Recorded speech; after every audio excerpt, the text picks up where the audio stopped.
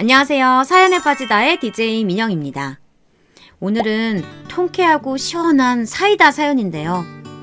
사망보험금까지 노린 형님들에게 한방 제대로 먹인 이야기입니다.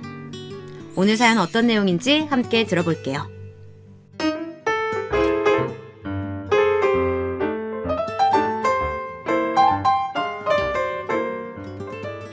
안녕하세요. 저는 서울에서 멕시코 음식 전문점을 했던 40대 후반의 여성입니다. 저는 서울에만 5개의 점포를 가진 사장이었습니다. 아무것도 없는 시댁 집안을 먹고 살만하게 해주고 여행도 모시고 다녔지만 결국 제 죽음을 바라는 형님들 때문에 너무 속상해서 사연을 남깁니다. 저는 어릴 때 해외 출장을 자주 다니시던 아버지 덕분에 성인이 되기 전까지 멕시코, 스페인, 터키 등 여러 나라에서 15년간 살았습니다. 그러다 보니 자연스럽게 그 나라 음식들을 먹어보고 따라 만들어보고 그 나라 친구까지 사귀게 되었죠. 특히 15살부터 20살까진 멕시코에서 살았는데요. 그때 제 꿈이 요리사였기 때문에 멕시코 요리를 현지에서 배우고 익혔습니다. 멕시코에서 유명한 파이타집을 하는 친구 덕분에 아르바이트를 하면서 직접 배웠죠. 멕시코를 대표하는 요리인 타코, 파이타, 브루또, 퀘사디아 등 현지에서 이런 요리들을 배우다 보니 실력이 쑥쑥 늘었습니다. 요리가 손에 익을 때쯤 엄마가 아프셔서 가족이 다 같이 한국으로 돌아왔지만 여전히 멕시코 요리에 대한 관심이 있어서 식당을 오픈하기 전에도 자주 요리해서 먹었습니다. 제가 처음에 한국에 들어왔을 때는 이렇게 해외 음식을 전문으로 하는 곳이 인기가 많지 않았어요. 하지만 10년 전부터 태국 음식을 시작으로 베트남 음식점 등 다양한 나라의 음식을 전문적으로 하는 식당이 인기가 많더라고요. 저희 신랑이 아이디어를 내어서 멕시코 전문 식당을 오픈한 게 벌써 5년 전의 이야기입니다. 여보, 당신 음식 솜씨는 집에서만 하기에는 너무 아까워. 우리 집에 친구들이 자꾸 오고 싶다고 하는 거 보면 내 입맛뿐만 아니라 다른 사람 입에도 자기 음식이 맛있나 봐. 내가 다약가에 조그만 가게 알아봐 줄게. 우리 한번 시작해보자.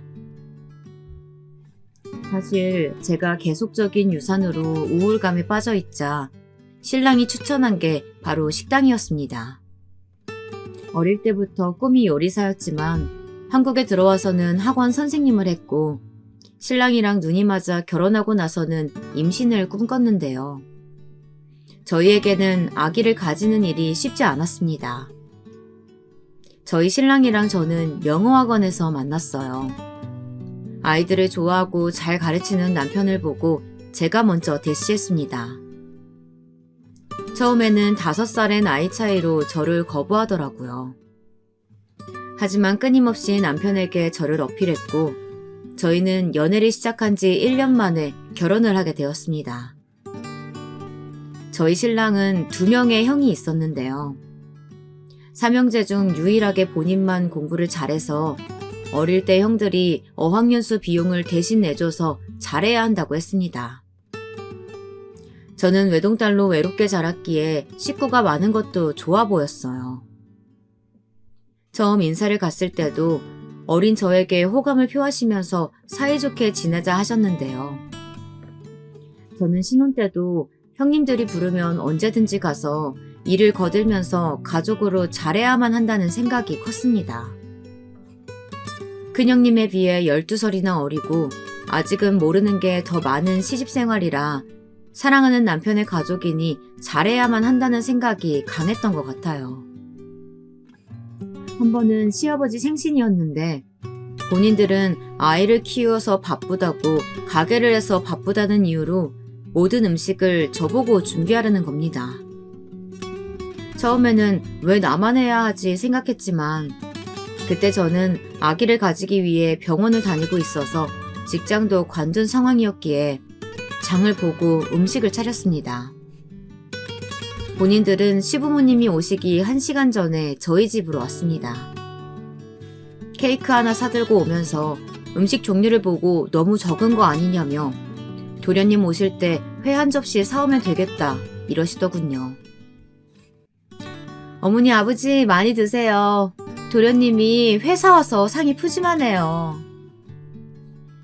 음식은 전부 제가 했는데 큰형님은 자기가 도와서 다 한 것처럼 말했습니다.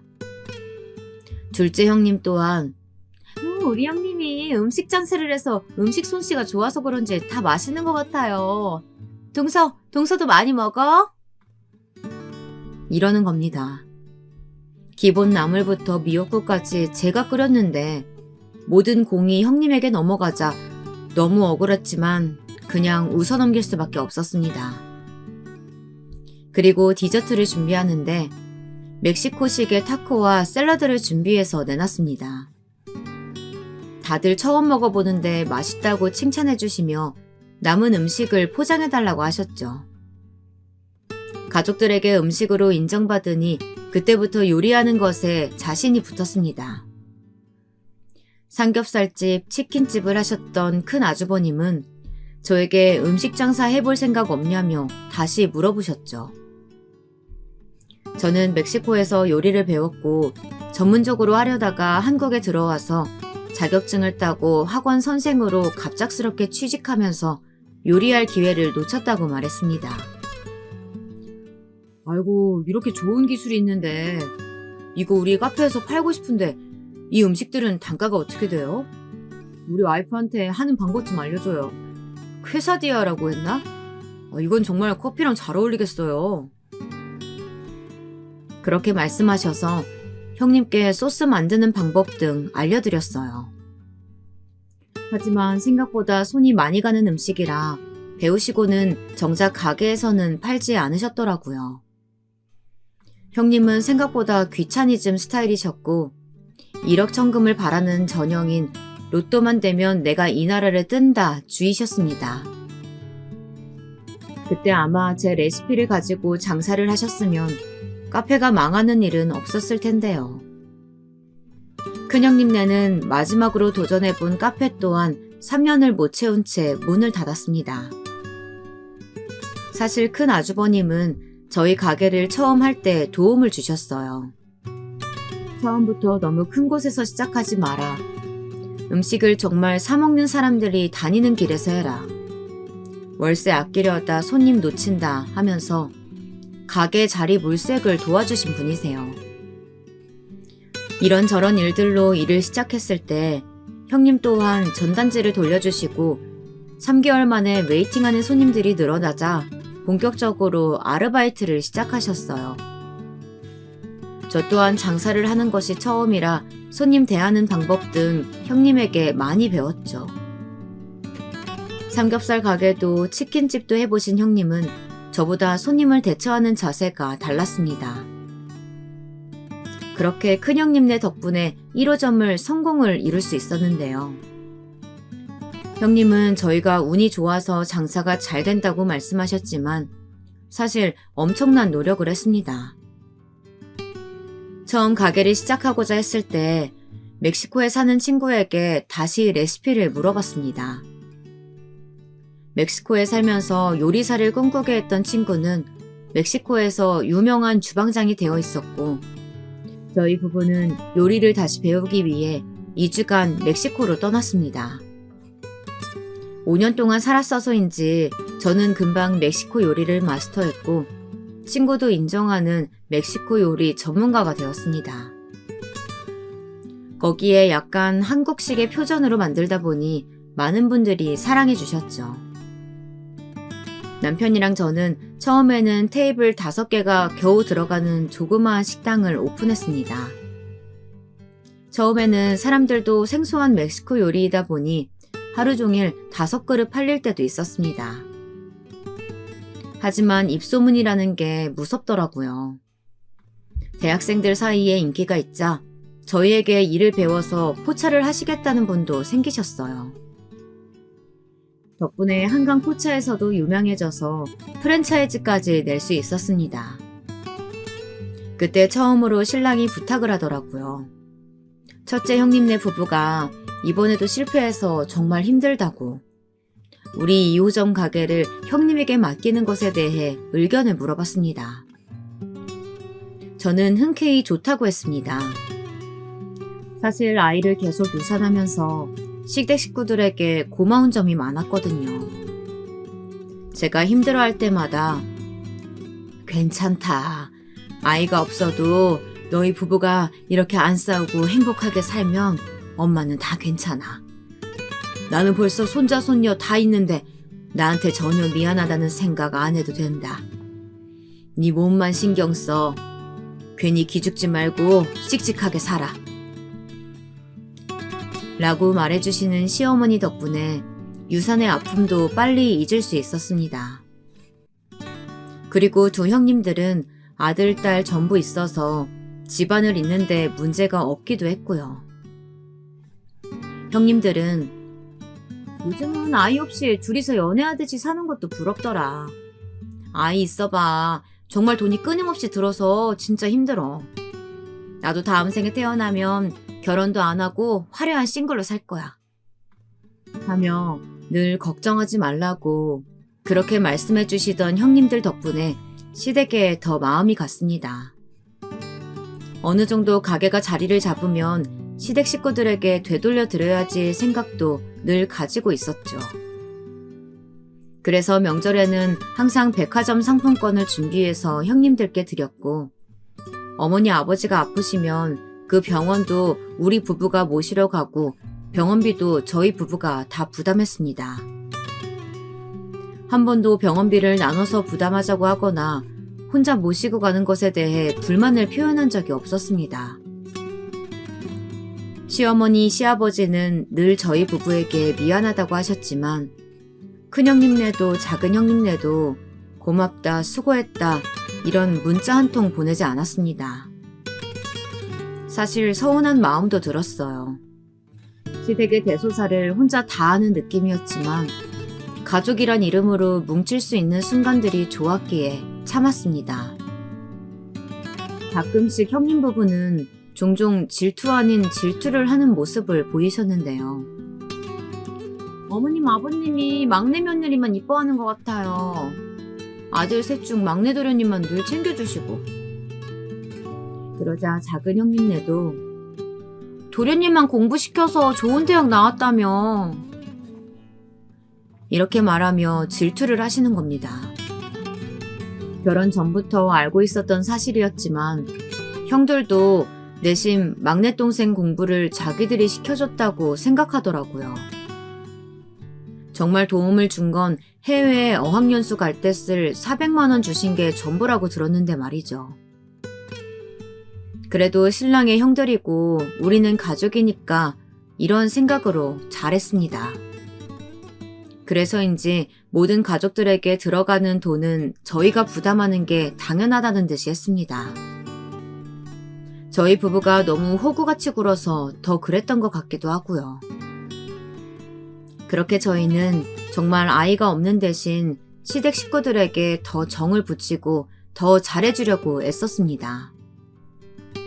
첫째 형님네는 아주버님이 회사에서 권고사직 당하신 후 퇴직금으로 삼겹살집을 하셨다가 1년 만에 그만두시고 다시 프랜차이즈 치킨집을 하셨다가 여러 경쟁사에 밀려 사업을 접으셨습니다.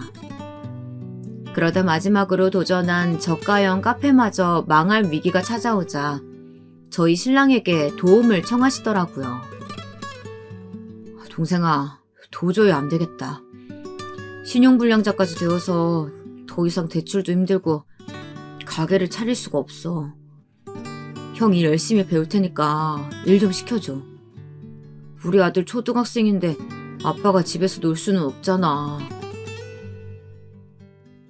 그렇게 형님 부부는 저희 가게 사장급 매니저로 취직을 하셨어요. 계속된 사업 실패로 신용불량자가 되어버린 형님 부부는 가게를 새로 오픈할 수가 없어서 저희 이름으로 된 2호점을 맡겼는데요. 시간이 지나신 뒤에 생각해보면 신이 나를 도우신 게 아닐까 합니다. 왜 이런 이야기를 하는지는 나중에 아실 거예요.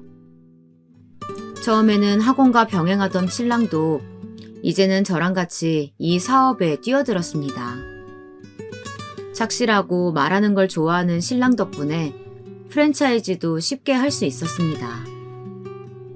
저희만의 노하우로 특허 신청을 내고 소상공인 지원공단에 찾아가서 모든 일을 도맡아준 신랑 덕분에 저희는 빠르게 성장할 수 있었습니다. 저희가 빠르게 돈을 모으기 시작하자 형님들은 하나씩 본인들에게 무언가를 해주시길 바라더라고요. 하루는 형님께 전화가 왔습니다. 우리 점 이번에 매출도 많이 올랐는데 우리 월급 좀 더 올려줘. 아르바이트생 한 명으로 하기엔 너무 힘들어. 동서가 우리 사정 잘 알잖아. 나도 애 키우면서 계속 가게에 매여 있을 수는 없는 거고. 동서가 좀 이해 좀 해주라. 형님, 아르바이트생 고용 안 하면 적어도 100만 원 이상 더 드릴 수 있어요. 제가 볼 때는 두 분이서 충분히 하실 수 있으실 텐데 저녁 마감할 때 잠시 나오셔서 도와주시면 될 것 같은데요. 동서가 아직 애가 없어서 그래. 아들 챙기고 하면 저녁에는 나도 우리 집 살림해야지. 내가 동서처럼 어린 나이도 아니고 마감은 못하지 힘들어서. 형님네 가게는 한 달에 순매출이 600만 원 넘는 곳으로 아르바이트생 비용을 빼고 나면 500만 원이 남지 않는 상황이었는데요. 두 분이서 교대로 일하시니 500만 원을 맞춰드렸습니다. 500만 원이라는 돈이 적다고 생각하시는 분도 계실지 모르겠지만 아르바이트생을 고용 안 하고 두 분이서 하신다면 더 많이 드릴 수 있다고 했는데 굳이 아르바이트생을 고용해야겠다는 두 분 때문에 어쩔 수 없었습니다. 시댁 집안 문제는 첫째 형님네만의 문제가 아니었습니다. 둘째 형님네는 아주버님이 비트코인으로 집을 담보로 많은 대출을 받는 바람에 힘들어하셨어요. 형님이 어느 날 집으로 찾아오셨더라고요. 우리 집 또 전세 올려달라고 하는데 동서 우리 좀 도와줘. 동서가 부동산에 관심 많아서 우리 동네에 투자하려고 산 집 있잖아. 그거 우리한테 월세로 해주면 안 될까?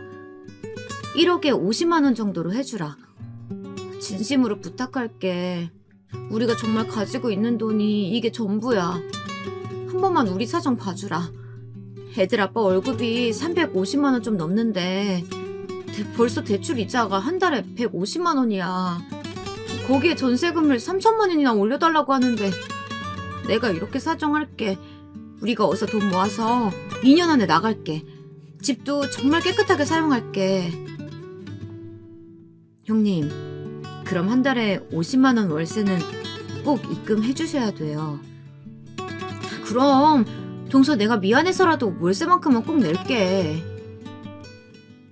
사실 저는 부동산에 관심이 많아서 장사를 하면서 한 푼 두 푼 모아 집을 늘려가고 있었습니다. 어차피 전세로 돌리는 집이었기에 5억 시세보다 많이 저렴하지만 월세 50만 원을 받고 빌려드리는 게 좋을 거라고 생각했어요.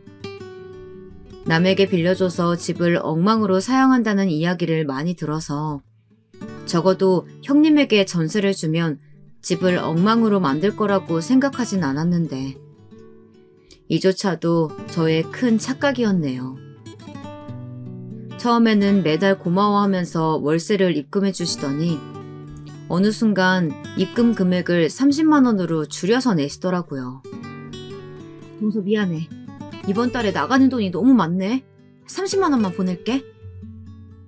저희도 대출이자 올라서 돈이 필요한데 다음 달엔 꼭 50만 원 입금해 주세요. 아유, 동서네가 제일 잘 사는데 우리 사정 좀 봐주라. 동서한테 20만 원은 적은 돈이잖아. 그래도 사랑하는 가족이니까 너무 돈을 달라고 독촉하는 것도 기분 상하실까봐 말도 못했습니다. 저희 부부는 명의는 우리 집이니까 괜찮다 이렇게 생각한 것 같아요. 그렇게 저희는 두 형님께 가게 2호점 그리고 저희 집을 내드렸습니다. 저희가 이렇게 잘해줘서일까요? 형님 부부는 정말 저희 부부를 아껴주셨어요.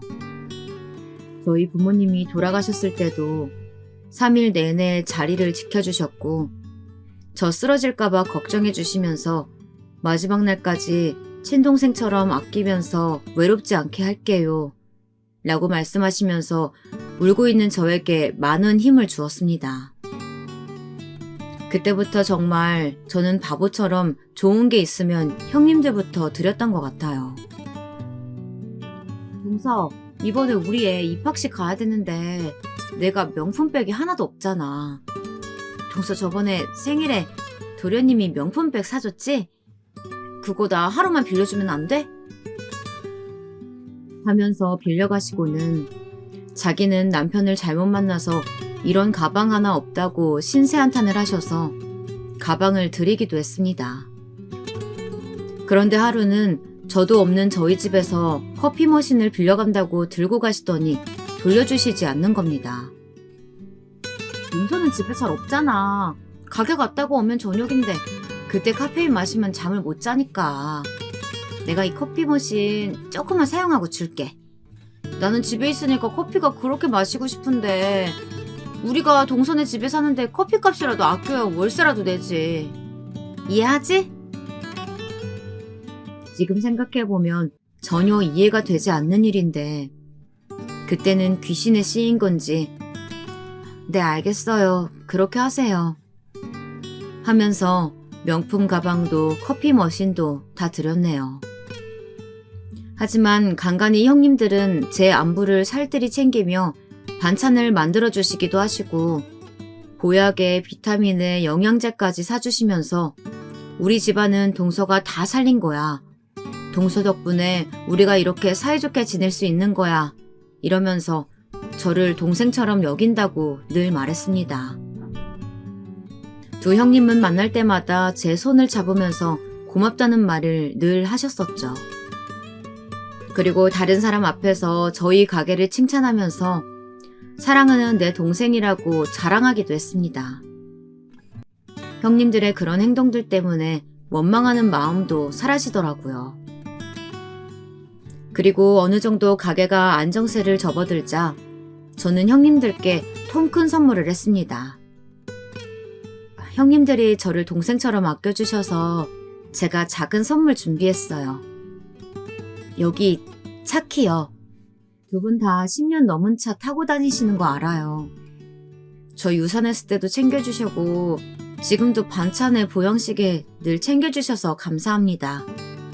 저도 형님들께 잘할게요.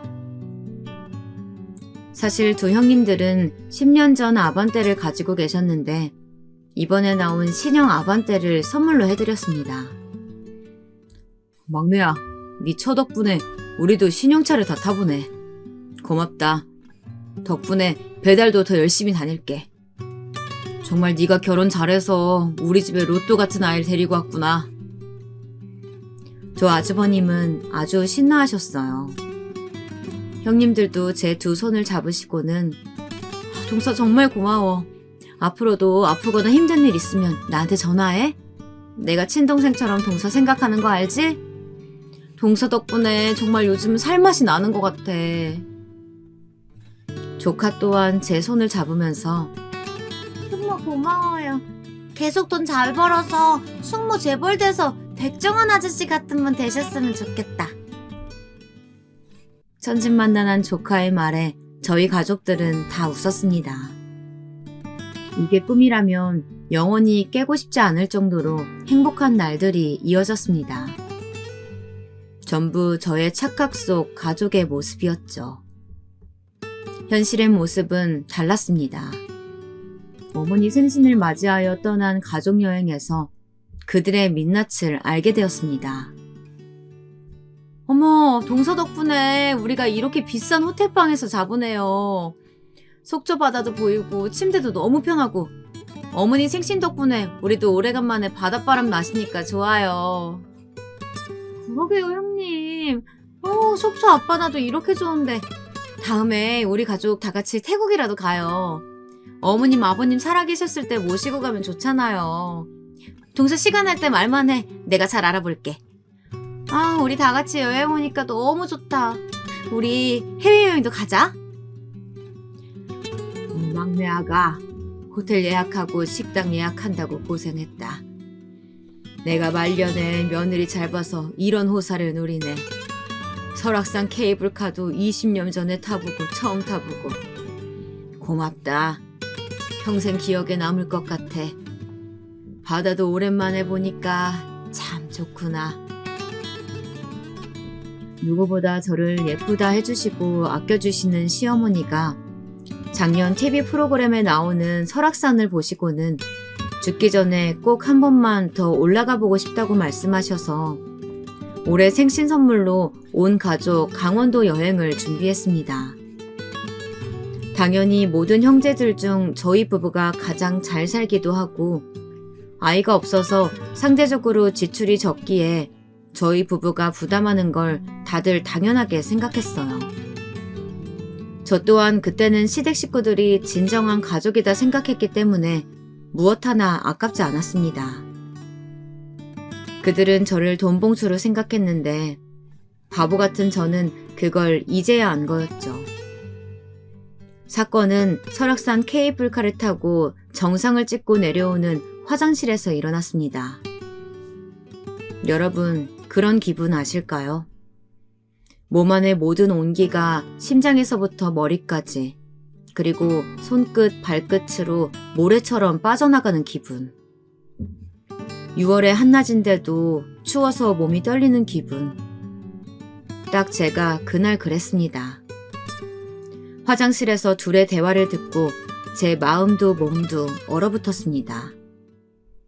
두 형님들이 화장실에 들어가시고 화장지가 없을까봐 3분 정도 뒤에 화장실로 들어갔어요. 전 아직도 그날 그 순간을 잊지 못합니다. 형님, 아까 그년 바위에서 밀어버렸으면 프랜차이즈도 다 우리 건데. 저희가 대주주 되는 거 아닌가요? 매번 자기 덕분에 우리가 밥 먹고 산다는 식으로 꼴값 떠는데 정말 보기 싫어요. 그러게 말이야. 자기가 막내면 막내답게 행동해야지. 돈 좀 있다고 유세나 떨고. 아까 바위에서 확 떨어져 버리지. 그럼 그 재산 다 우리 차진데. 아쉽다 정말. 귀신은 뭐하나. 저런 년 안 잡아가고. 그러게요. 정말 그대로 추락사하면 저희 지금 동선의 집 월세 살고 있는데 이것도 저희 명의로 돌릴 수 있고. 아니, 집이 세 채나 되면 형한테 하나 줄 수도 있는 거지. 전월세로 주고 정말 치사하지 않아요? 매달 월말만 되면 이유 없이 눈치 보게 되고. 아휴, 나도 그래. 동서, 아니 우리가 50 넘어가지고 나보다 띠동갑이나 어린 동서 비위나 맞춰야 하고 고작 500만 원 주면서 얼마나 생색을 내는지. 본인도 장사 잘 되면 좋은 거지 괜히 아르바이트생 쓴다고 얼마나 눈치를 주는지. 거기에 오픈 좀 늦게 했다고 전화 오고. 아휴, 진짜 사람 힘들게 한다니까. 그러게요. 역시 있는 것들이 더 한다고. 우리 형들이 공부를 안 해가지고 상대적으로 도련님이 좋은 대학 가서 학원에서 둘이 만났고 도련님이 식당 하자고 해서 잘 된 거니까 결국 우리에게도 지분이 있는 거지. 아휴, 어디서 그냥 확 죽어버렸으면 좋겠네. 내 말이 확 밀어버릴걸. 아쉽네, 아쉬워. 두 형님의 믿을 수 없는 대화를 듣고 나니 손이 덜덜 떨렸습니다. 아니, 저 덕분에 큰형님은 장사를 시작하셔서 처음으로 망하지 않고 매달 500씩 벌고 계시고, 작은 형님은 돈이 없어서 전세살이 하다가 제가 부동산 투자 겸 가지고 있던 아파트 반의 반값에 계약을 해서 살고 계신데 제가 죽으면 다 자기들에게 재산이 간다고 생각하시더라고요. 손발이 덜덜 떨렸습니다. 화장실 앞에서 저의 새파래진 얼굴을 보더니 두 형님들은 깜짝 놀라면서 뒷걸음질 치더라고요. 저승사자를 본 듯한 얼굴로 억지 웃음을 짓는데 기가 찼습니다. 아니 동서, 화장실 안 가겠다더니 갑자기 급했어? 어서 갔다 와. 우리는 나가 있을게. 저는 자리를 급하게 피하려는 형님의 팔을 붙잡았습니다. 저기 형님, 제가 지금 들은 이야기 다시 한번 말해보세요. 저를 밀어서 추락사시킬 생각하셨어요? 저희 가게 프랜차이즈가 그렇게 가지고 싶으셨어요? 그리고 저희가 자식이 없으니 이 모든 재산이 형님들께 갈 줄 알았나 봐요. 인간 같지도 않은 인간들한테 제가 선의를 베풀었네요. 동서, 잘못 들은 거야. 우리가 말 실수한 거야, 실수. 어서 가자. 어머님, 아버님 기다리신다. 농담이라면서 억지로 웃어가며 형님들은 진심이 아니라며 팔짱을 끼고 아무렇지 않은 척했습니다. 어머니, 아버지, 죄송해요. 저 먼저 집에 가보겠습니다. 여보, 빨리 가자. 그래, 동서. 우리가 한 말 너무 신경 쓰지 말고 헛소리 한 거야. 아유, 많이 피곤해들 보이네. 도련님, 어서 동서 데리고 들어가요. 우리가 말실수를 조금 해서 동서가 기분 많이 상했나 봐요. 일한다고 피곤한 동서 도련님이 잘 챙겨줘요. 집에 가서 링거라도 한번 맞는 게 좋을 것 같아요. 그렇게 저희 부부는 먼저 집으로 돌아갔습니다. 집으로 가는 내내 우는 절 보고 신랑은 무슨 일이냐며 재촉했지만 도저히 입 밖으로 이야기가 안 나오더라고요. 두 형님께서는 계속 문자와 카톡을 보냈습니다. 내가 잠깐 허튼 소리를 했어. 내가 자기 얼마나 아끼는지 알지? 아니, 동서가 아파트 월세 때문에 하도 속상하다고 말을 많이 해서 그래서 장단 맞춘다고 내가 조금 세게 얘기한 거지. 내 진심은 그게 아닌 거 알지? 나는 형님이 동서 욕을 하니까 형님 비위 맞춰준다고 그런 얘기 한 거야. 내가 얼마나 동서한테 고마워하는데 동서 덕분에 대출금 걱정 없이 사는데 내가 설마 진짜로 그런 생각을 했겠어? 괜히 오해하지 말고 도련님께도 말하지 말아주라. 괜히 형제들 간에 불화 일으키면 서로 좋을 거 없잖아. 동서 착한 사람이니까 우리가 한 말 너무 신경 쓰지 말고 잊어버려. 미안해. 하면서 서로서로 견제하듯이 문자와 카톡을 보냈습니다. 둘이서 쿵짝쿵짝 저를 같이 욕할 때는 언제고 서로를 핑계 삼아서 저에게 변명 아닌 변명을 하는 걸 보니 웃겼습니다. 울다 웃다를 반복하다 보니 신랑이 차를 세우더라고요. 자기야, 정말 무슨 일이야? 자기가 핏기가 하나도 없이 나와서 집에 가고 싶다고 해서 형수님들에게 묻지도 않고 바로 병원 가려고 나왔는데 당신 아파 보이는 게 아니라 실성한 것 같아. 왜 그러는데, 응? 나한테 말해봐. 나는 언제나 자기 편이잖아. 자꾸 형수님들이 자기 괜찮냐고 문자 오는데 형수들이랑 무슨 일 있었어? 여보, 내가 뭘 잘못했는지 모르겠어. 아까 화장실에서 형님 두 분이서 하는 얘기 들었는데 내가 설악산 바위에서 추락사하길 바라시더라. 내가 죽으면 우리 가게 프랜차이즈 집은 다 자기네들이 가질 수 있으니까. 거기에 우리가 빌려드린 집 자기네 명의가 된다고 내가 죽기를 바라시더라고. 신랑은 믿을 수 없다며 잘못 들은 게 아니냐고 했다가 하산한 이후 형님들의 표정과 제 표정에서 진실임을 깨달았습니다. 신랑도 허탈한지 그 자리에서 주저앉더라고요. 이래서 가족 간의 돈 거래는 하지 않는 거고 사업도 같이 하는 게 아니라고 어른들의 말씀이 틀린 게 아닌가 봅니다. 저희도 설마 형님네 부부가 뒤로는 이런 생각을 하실 줄 몰랐습니다. 첫째 형님 두 분은 신용불량자가 되어서 사업도 못하고 허리디스크 수술까지 하셔서 일용직도 못하는 분에게 일 노하우를 무료로 전수해주고 월급으로 그 돈까지 드리는데 제가 왜 이런 말을 들어야 할까요? 거기에 저랑 신랑 사망보험금까지 얘기하고 있는 거 보고는 인간이 아닌 짐승이랑 내가 살고 있구나 라는 생각과 내가 무엇을 잘못했기에 이 사람들에게 이런 저주 같은 이야기를 들어야 하나 생각에 비참해졌습니다. 그저 저는 가족이 소중했을 뿐인데 말이죠. 생각해보니 보험을 가입할 때에도 형님의 친구라는 분께서 부부 두 분만 계시지만 사망보험은 든든하게 가입하시는 게 좋다고 하면서 사망보험을 가입하라 해서 가입했고 수익자를 형으로 지정해 놓은 게 생각났습니다.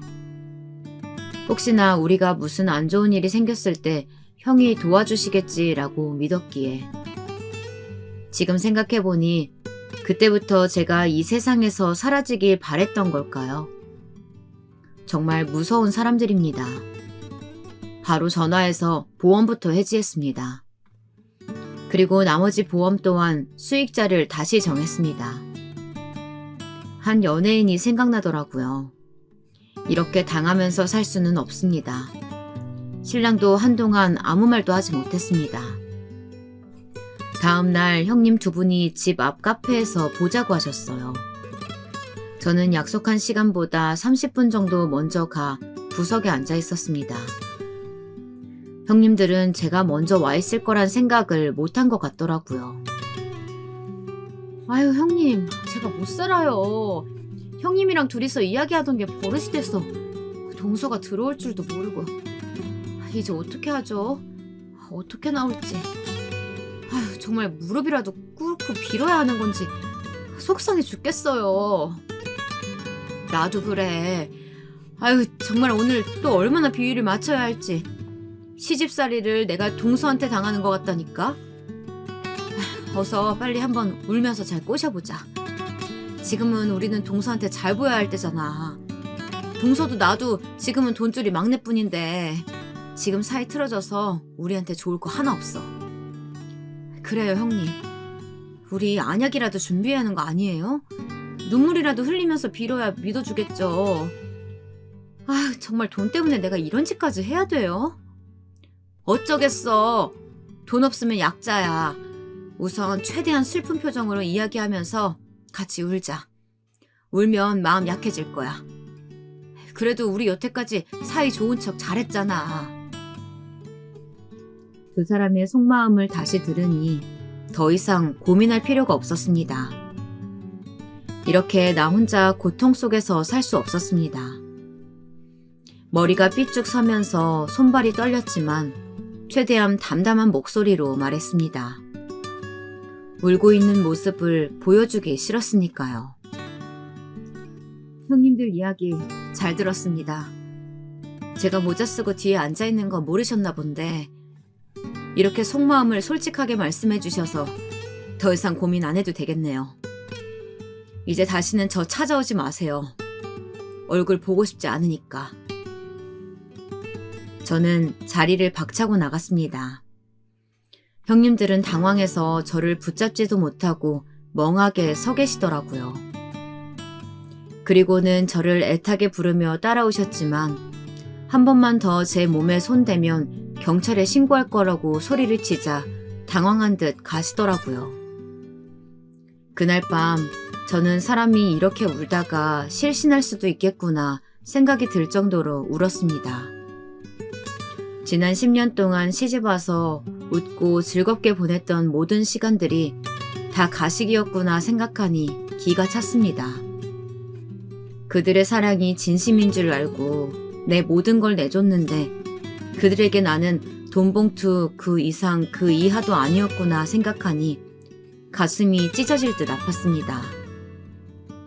그런 제 모습을 보고 저희 신랑도 무너지더라고요. 자신의 형제들이 이렇게 나올 줄 몰랐던 거겠죠.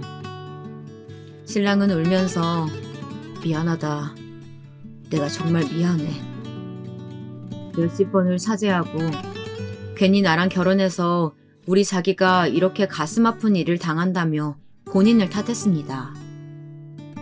그리고는 시댁과의 연을 끊겠다며 이제 우리 둘만 생각하자고 했습니다. 방 안에 앉아 생각했습니다. 왜 나 혼자만 이렇게 아파야 할까요? 억울했습니다. 우선 법적으로 그들을 망하게 할 방법부터 찾아봤습니다. 우선 전세로 준 집을 나가라고 통보했어요. 법적으로 4년이 지나면 세입자에게 이사를 통보할 수가 있고 그들은 전세 5억짜리 집을 저에게 1억에 50만 원이라는 전월세로 살고 있었습니다. 그 월세 50만 원 또한 적게 주거나 작년부터는 한 번도 입금을 해주지 않았습니다.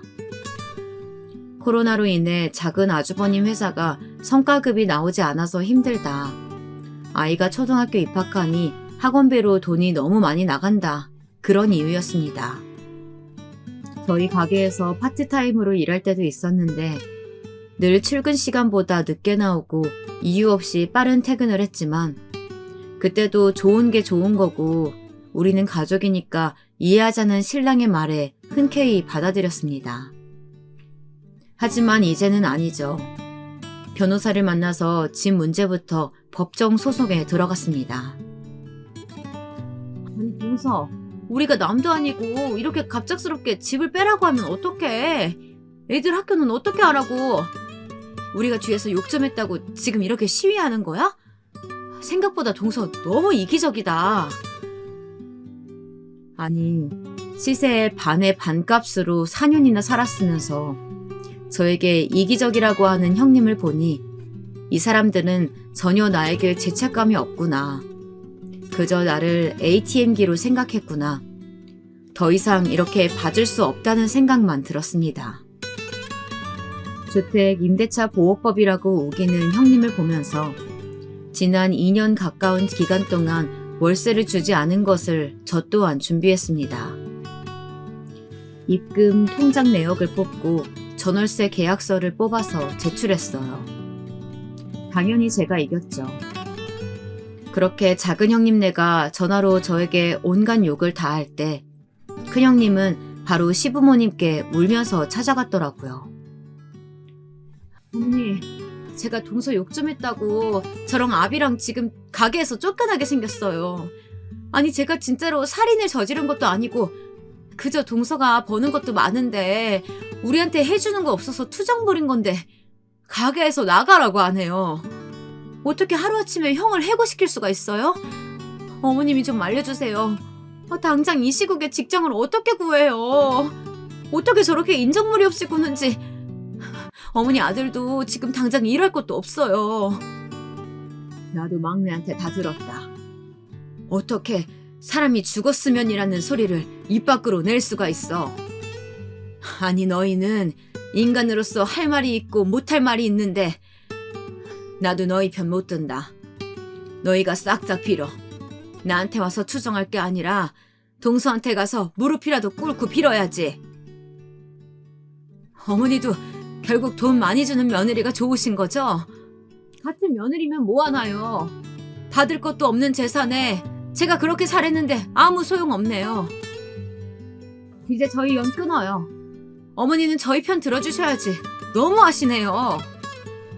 방에서 조용히 이 대화를 듣고 있던 저희 신랑이 이 말을 듣고 더 화가 나서 따졌습니다.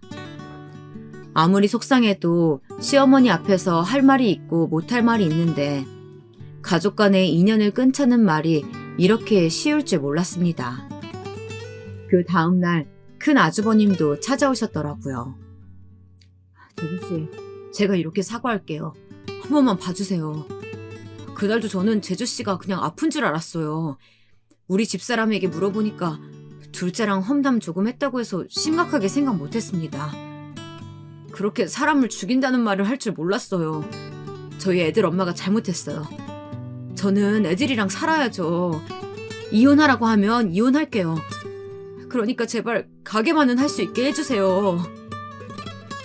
그날 저녁 큰형님네는 경찰에 소음 민원이 날 만큼 크게 다투셨다고 하더라고요.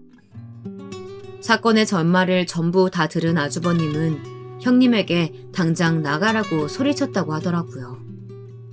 아주버님 입장에서는 삼겹살집, 치킨집, 카페까지 단 한 번도 성공을 못한 장사가 이제 막 자리를 잡아가고 일하는 즐거움을 느끼고 사는데 당장 형님이랑 이혼할 테니 장사만큼은 하고 싶다고 사정사정을 하셨습니다.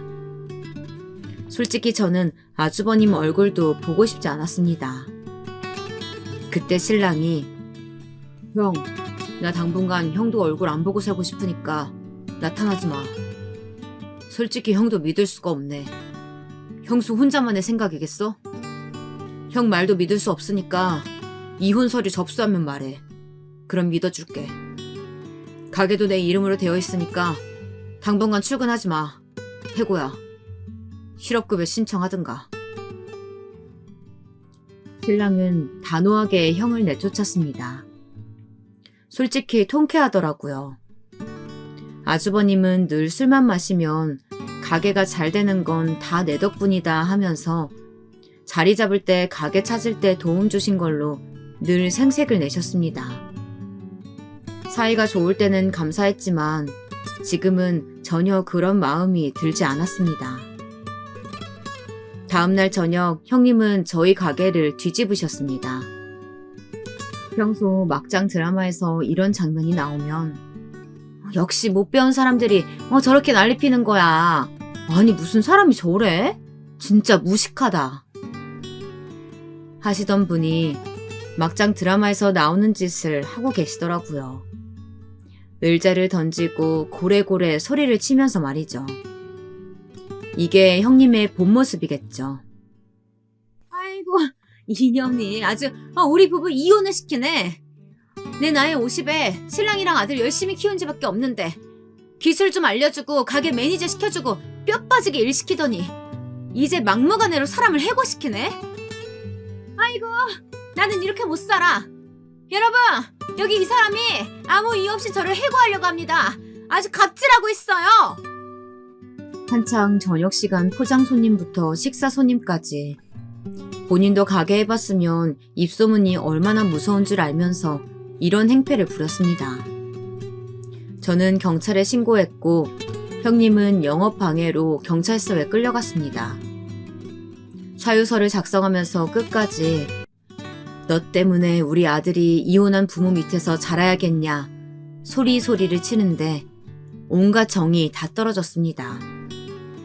아주버님 또한 경찰서에서 잘못했으니 용서를 빈다고 하다가 말 한마디 잘못했다고 지금 너무한 거 아니냐며 오히려 큰 소리를 치시더라고요.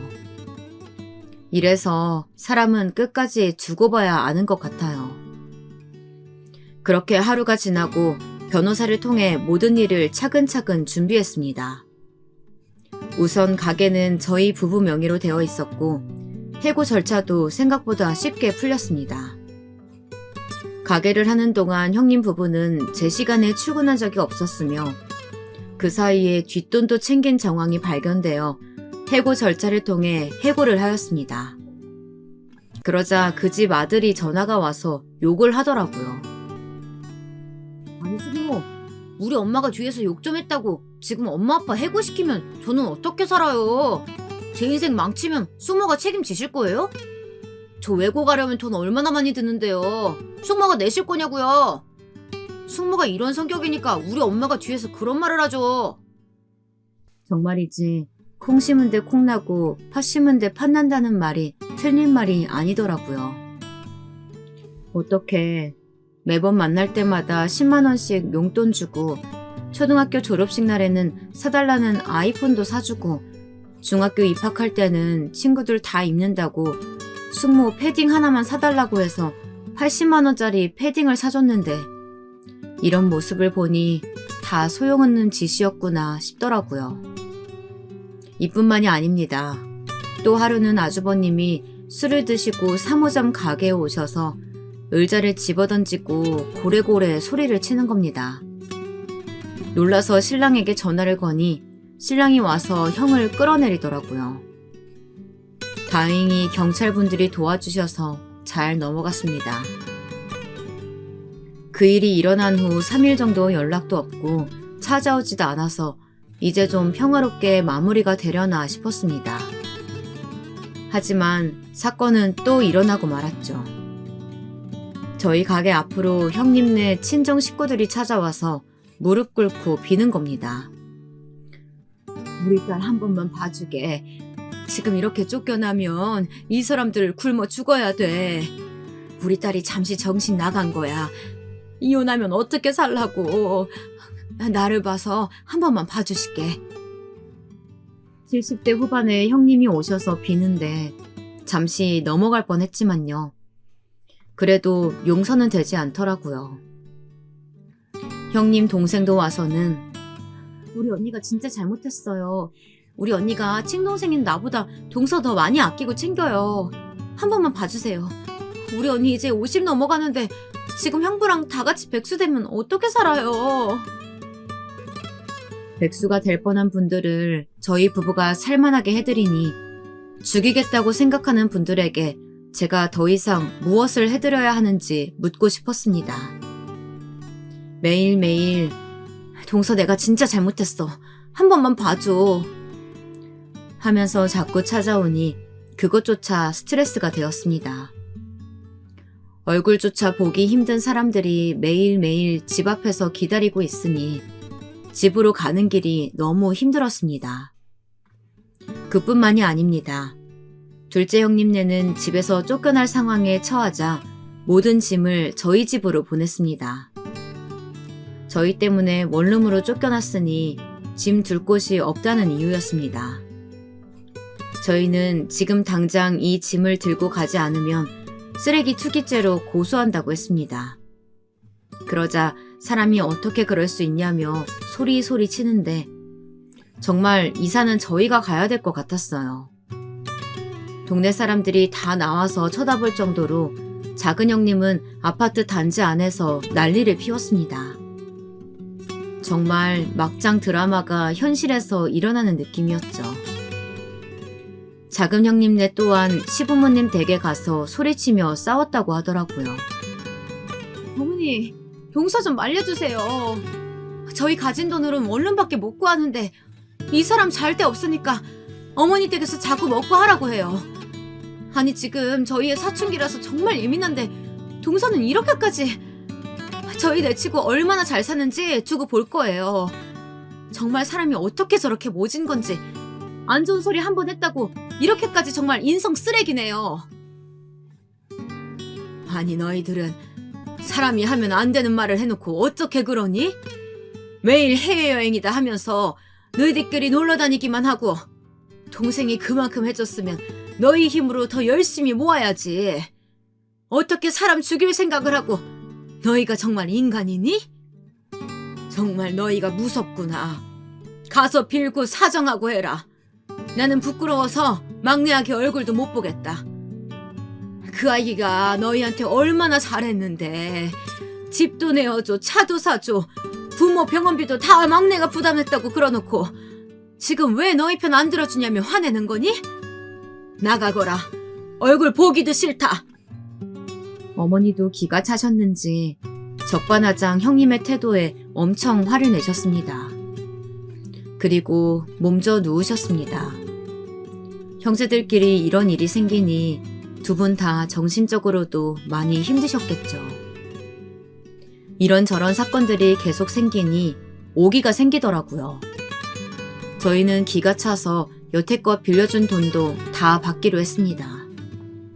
사실 지난 3년 동안 큰 형님네는 5천만 원을, 작은 형님네는 3천만 원 정도 빌려드렸습니다. 한 번은 아이가 아픈데 병원비가 없다는 이유로 결제 좀 부탁한다고 한 적도 있었습니다. 동서, 우리 아이가 지금 수술 급하게 해야 되는데 수술하고 나면 병원비를 카드로 해야 된대. 근데 우리가 지금 신용불량이라 큰 돈을 낼 여력이 안 돼. 동서가 결제하고 나면 내가 할부로 갚을게. 지금 생각해보면 저는 정말 바보였습니다. 다들 최대한 빨리 갚을게. 동서 덕분에 숨통이 쉬인다. 이렇게 말씀하셨지만 어느 순간에 빌렸다는 사실조차 기억하지 못하는 것 같았습니다. 그러다 늘 비싸고 맛있는 음식이 먹고 싶으면 저희에게 전화를 거셔서 우리 같이 맛있는 집 가자 하면서 계산은 우리가 내는 걸 당연하게 생각하시더라고요. 지금 생각해보니 그 사람들은 저를 동생으로서가 아니라 돈 벌어오는 기계로 생각한 것 같아요. 그걸 전 이제야 알게 되었네요. 이 사람들의 본 모습을, 나를 어떻게 생각하고 있는지. 두 형님들의 만행은 이걸로 끝나지 않았습니다. 하루는 아는 사장님께 전화가 왔습니다. 사장님, 요즘 바쁘시죠? 혹시나 이 글 봤는지 모르겠는데요. 그 맘카페에 사장님 가게에 대한 안 좋은 글이 올라와서 한번 보시라고 보내드려요.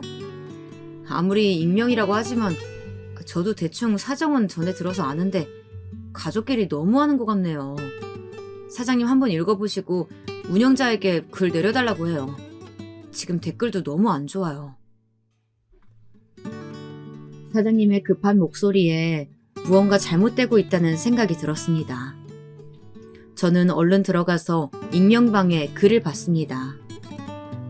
누가 읽어도 저희 가게인 줄 알 것 같은데 정말 저를 천하의 나쁜 년으로 글을 작성했더군요. 부부 둘이서 열심히 일했는데 어느 정도 가게가 매출이 오르자 형네 부부를 쫓아버린 비양심적인 가게를 고발합니다. 라는 글로 자기들 잘못은 하나도 없이 우리가 돈에 미쳐서 쫓아내는 정말 인간 쓰레기로 만들어진 글을 보니 용서가 되지 않더군요. 아무것도 모르는 사람들은 댓글로 비공개로 저희 가게를 알리듯 퍼져나갔고 어느새 댓글 수가 300개를 넘어가자 글은 지워졌습니다. 아마 형님도 아차 싶었나 봐요. 본인이 사람을 죽이려 했다는 사실은 밝히지 않은 채 저희 가게에 대한 안 좋은 소문을 내고 싶었나 봅니다. 형님의 생각보다 많은 댓글이 달리자 겁이 나서 지운 거겠죠. 저희는 또 고발을 했고 경찰서에서 다시 만나게 되었습니다. 처음에는 내가 술을 마셔서 정신이 나가서 그랬다. 갑자기 살 길이 막막해지니 어쩔 수 없었다며 용서를 빌다가 나중에는 이렇게 돈 가지고 사람 무시하는 거 아니다 라면서 갑질하는 걸로 인터넷에 올리겠다 위협까지 하더라고요. 솔직히 인터넷으로 올리면 누가 더 욕을 먹을까요? 더 이상 말이 통하는 상대가 아니라고 판단하고 저희 또한 모든 시댁 전화번호를 차단했습니다. 이런 일이 계속 일어나자 신랑은 모든 가게를 접고 부동산을 처분하고 해외로 나가자고 하더라고요. 신랑이나 저나 영어를 잘했기 때문에 사실 이민이 어려운 일은 아니었습니다. 살면서 저희가 이민을 생각한 적은 많았어요. 한국에서는 아이 없이 사는 부부를 불편하게 하는 시선들이 저에게는 상처였거든요. 그런 상처를 시댁 식구들에게 헌신하면서 만족하며 살았는데 제가 죽기를 바라는 사람들이랑 더 이상 가족이라는 이름으로 묶이고 싶지 않았습니다.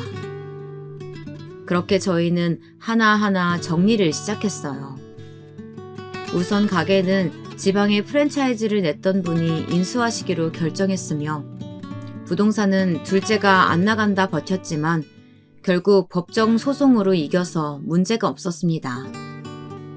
그렇게 저희는 캐나다 이민을 준비했습니다. 신랑은 학원 선생을 하기 전에 어학연수로 갔다 왔던 캐나다에서 꼭 다시 살고 싶은 마음이 있다고 하였고 저는 지긋지긋한 한국만 벗어나면 된다는 생각뿐이었습니다.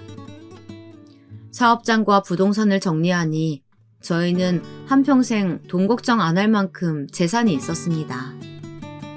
다만 마음에 걸리는 것은 늘 저에게 따뜻하게 편들어 주시는 시부모님이었어요.